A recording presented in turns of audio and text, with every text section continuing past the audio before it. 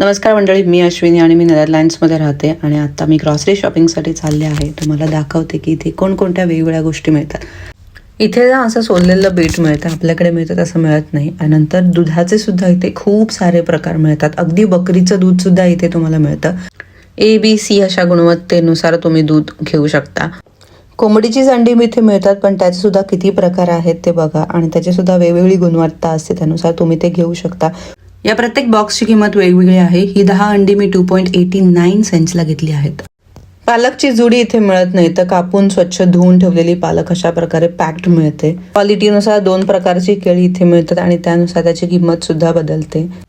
कांदे सुद्धा इथे 2 प्रकारचे मिळतात, त्यामध्ये सुद्धा बायो हा प्रकार असतो. आणि हे 1 किलो कांदे मला 1.12 सेंट्सला मिळालेले आहेत. आणि अगदी 3 कांद्यांचा सेट सुद्धा असतो, तो तुम्हाला 1.09 सेंट्सला मिळतो. त्यानंतर मला इथे द्राक्ष दिसलेली आहेत आणि ही द्राक्ष भारतातून आलेली आहेत.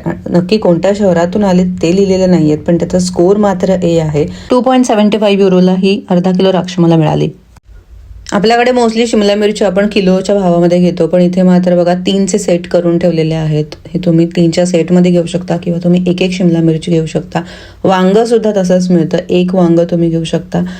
त्याचं वजन वगैरे इथं केलं जात नाही. त्याचबरोबर शिमला मिरची बघा, एक शिमला मिरची 1 युरोला आहे, 1.09 सेंट्सला मिळते. इतकी महाग आहे इथे शिमला मिरची.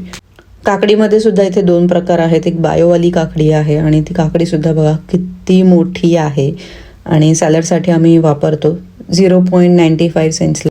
सगळं सामान तर माझं घेऊन झालेलं आहे, पण गार्डनसाठी माती हवी होती, तर माती सुद्धा इथे विकत घ्यावी लागते आणि अगदी 3.75 युरोला 20 लिटर माती इथे मिळते.